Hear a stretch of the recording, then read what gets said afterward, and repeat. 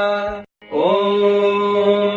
नमस्ते अस्तु भगवन् विश्वेश्वराय महादेवाय त्र्यम्बकाय त्रिपुरान्तकाय त्रिकालाग्निकालाय कालाग्निरुद्राय नीलकण्ठाय मृत्युञ्जयाय सर्वेश्वराय सदाशिवाय श्रीमन्महादेवाय नमः।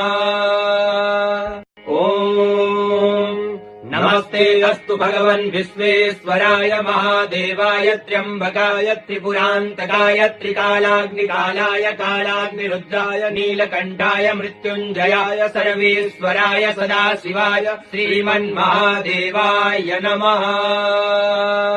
ॐ नमस्ते अस्तु भगवन् विश्वेश्वराय महादेवाय त्र्यम्बकाय त्रिपुरान्तकाय त्रिकालाग्निकालाय कालाग्निरुद्राय नीलकण्ठाय मृत्युञ्जयाय सर्वेश्वराय सदाशिवाय श्रीमन्महादेवाय नमः।